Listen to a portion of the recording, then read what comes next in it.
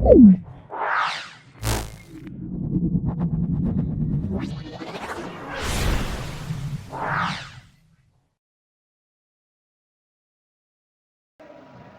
Students, वैसे तो हमने ट्रिग्नोमेट्री के टॉपिक पर एक क्लास पहले से ही दी हुई है, लेकिन उसमें कुछ क्वेश्चन समझाए हुए थे।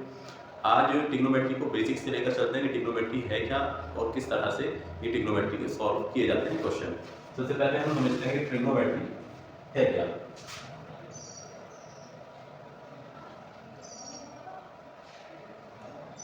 ट्रिग्नोमेट्री जिसको हम कहते हैं त्रिकोणमिति। त्रिकोणमिति यानी कि ट्रिग्नोमेट्री। अब ये 9th 10th 11th 12th के बेस पर ही होती है। सबसे बेसिकली स्टार्ट करते हैं कि सबसे पहले समझते हैं कि ट्रिग्नोमेट्री है क्या। मैंने यहाँ पर एक चित्र बनाया है, त्रिभुज ए बी सी। चाहे आप इस तरह से मान लीजिए या एक एंगल के लिए और लेता हूँ ए बी सी। यहाँ पर मैंने दो चित्र बना दिए हैं, दोनों ही त्रिभुज के चित्र हैं। इन्हीं के बेस पर जो क्वेश्चन सॉल्व किए जाते हैं वो हमारे होते हैं ट्रिग्नोमेट्री के अंदर की त्रिकोणमिति, यानी कि जिन तीन कोणों वाली मिति। तीन कोणों से जो घिरी हुई होती है, तीन रेखाओं से घिरी आकृति को त्रिभुज कहते हैं और इसी के बेस पर जो क्वेश्चंस होते हैं वो त्रिकोणमिति के जरिए सॉल्व किए जाते हैं। तो बेसिकली हम समझ लेते हैं होता कैसे है, क्योंकि त्रिकोणमिति में कुछ सिचुएशंस बनाई गई हैं, कंडीशंस हैं। जैसे कि हमारे पास होता है साइन थीटा, जिसको सिन थीटा भी कहते हैं बहुत से लोग। इसी तरह से कोस थीटा, कोसेक थीटा या टेन थीटा हम कह सकते हैं। Tan theta, cosec theta, sec theta and cot theta. ये छह हमारे यहाँ पर इसको त्रिकोण में यानी ट्रिग्नोमेट्री में सबसे ज्यादा कंडीशंस यूज होती है, साइन, कोस और टेन। और उसके अलावा तीन कंडीशंस और होती है जिनको कोस, सेक, कोसेक और कोट कहते हैं। अब ये है क्या और किस तरह से इनका यूज होता है, याद रखें यहाँ पर ये थीटा है, ये जो हमारा निशान बनता है, इस जीरो बनाकर बीच में से लाइन खींचते हैं, इसको कहते हैं थीटा। तो थीटा कहते हैं और ये थीटा होता है, ये थीटा होता है कोण।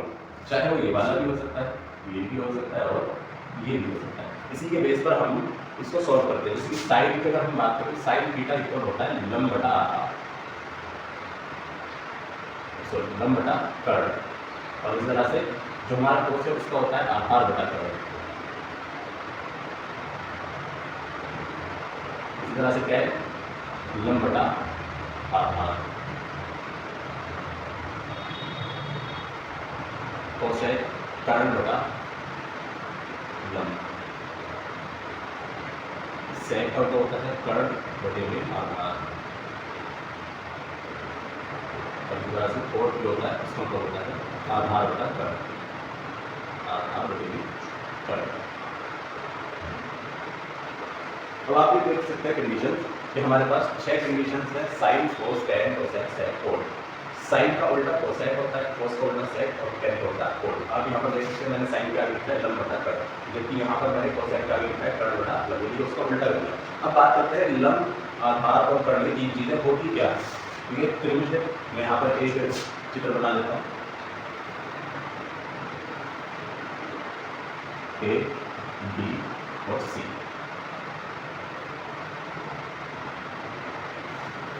ठीक है, अब यहाँ पर ये लंबी वाली लाइन जो खड़ी है इसको कहते हैं हम लंब, और ये जो नीचे की लाइन होती है हमारी आधार। और सबसे लंबी लाइन जो होती है उसको कहा जाता है कर्ण, यानी ये कह सकते हैं कि जो तिरछी लाइन हमारी होती है उसको कर्ण कहा जाता है। अब यहाँ पर जैसे लिखा हुआ है साइन बराबर लंब बटा कर्ण, तो यहाँ पर लंब और कर्ण लिखना नहीं, बल्कि उनकी जो वैल्यू आती है कि लंब कितना सेंटीमीटर लंबा है, कितना मीटर लंबा है, वो लिखना होता है। इसी तरह से कर्ण कितना सेंटीमीटर, कितना मिलीमीटर, कितना मीटर लंबा है वो लिखना होता है। उसको अगर हम सॉल्व करते हैं उससे डेली का मान निकालते हैं, साइन थीटा का यानी थीटा का मान निकालते हैं कि कितने डेली आ रहा है। अब मिसाल के तौर पर हम कुछ समझ लेते हैं। मान लीजिए लंब जो है हमारा 2 सेंटीमीटर है और ये 4 सेंटीमीटर कर्ण, तो क्या करेंगे। अब मैं साइन के तौर पर इसको सॉल्व करके दिखाता हूँ। साइन थीटा इक्वल लंब बटा कर्ण।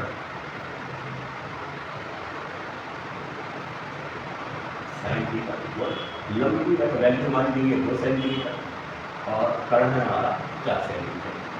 डिवाइड करेंगे साइन थीटा इक्वल डिवाइड करेंगे 1 अपॉन 2 जो होता है वो साइन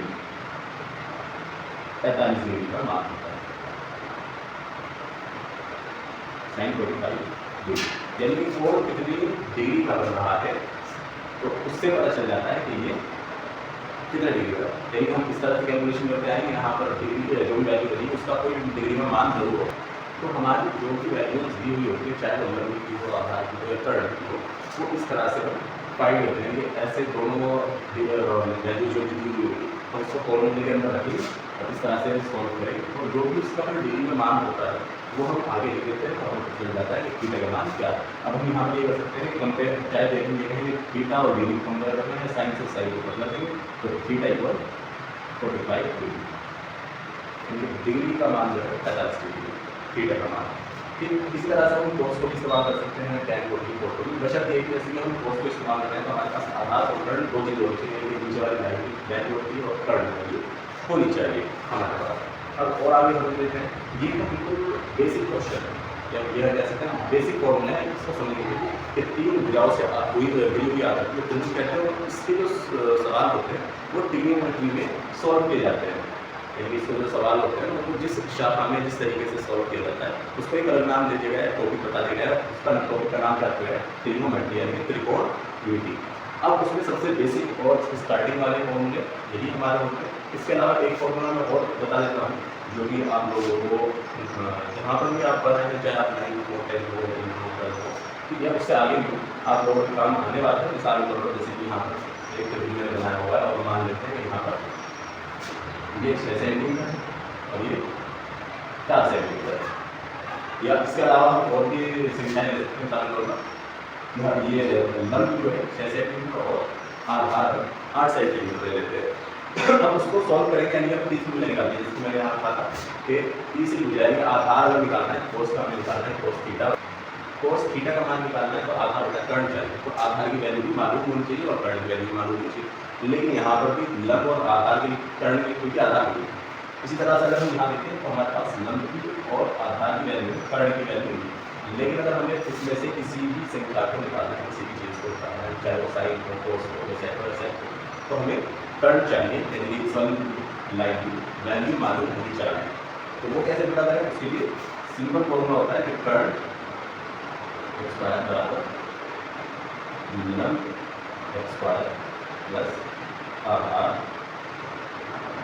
x स्क्वायर, यानी कि दो छोटी भुजाएं हमारी होती हैं, उनको x स्क्वायर करके जोड़ेंगे, बंद करके जोड़ने पर जो बड़ी वाली भुजा है जिसको हम कर्ण कहते हैं उसके x स्क्वायर के बराबर आ जाता है। इसको आगे सॉल्व करके देखिए, यहाँ पर लंब 6 सेंटीमीटर और आधार 8 सेंटीमीटर और बदलकर और सॉल्व कर देता है, वहाँ 6 x square plus 8 x square 6 6 36 plus 8 64 36 और 64 हो जाते हैं हमारे 100। यहाँ पर हमारा कर्ण स्क्वायर ही चल रहा है।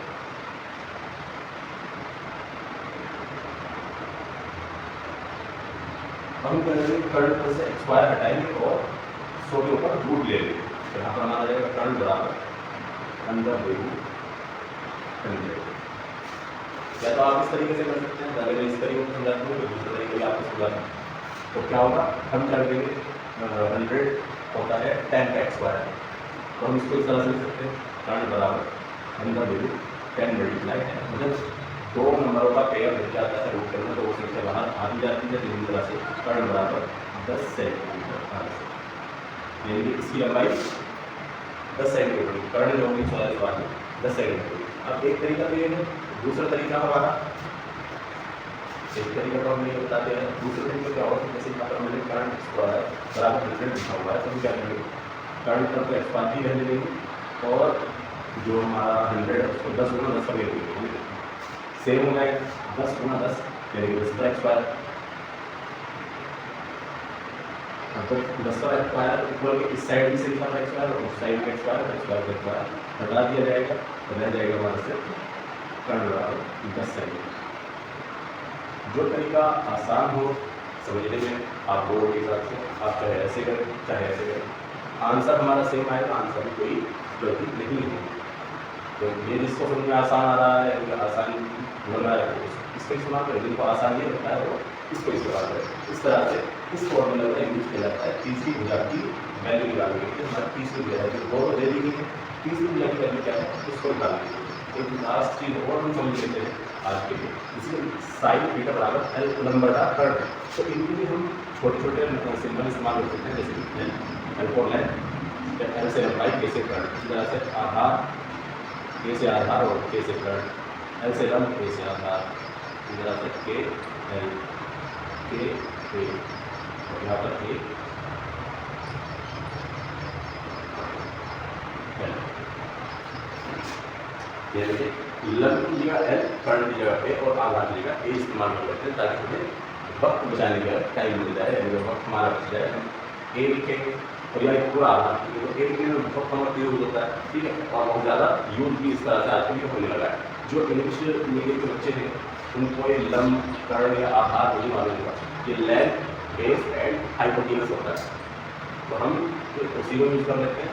जो इंग्लिश मीडियम के बच्चे हैं वो लंब की जगह हाइट लिखेंगे, आधार की जगह बेस लिखेंगे और कर्ण की जगह हाइपोटेनस यूज़ कर सकते हैं, ठीक है। इनके लिए शॉर्ट फॉर्म तो सेम ही रहेगी, तो वो भी शॉर्ट फॉर्म को इस्तेमाल करते हैं क्योंकि हाइपोटेनस और हाइट दोनों ही ऐसे बनते हैं जिसमें कंफ्यूजन हो सकती है। तो उनके लिए बेटर ये शॉर्ट फॉर्म यूज़ करना चाहिए, यही वाली कीजिएगा एल से लंब, के से कर्ण, ए से आधार, यानी कि हाइट, हाइपोटेनस एंड बेस। उम्मीद है कि आपको ये समझ आ गया होगा। ये बिल्कुल स्टार्टिंग और बेसिक लेवल का क्वेश्चन था।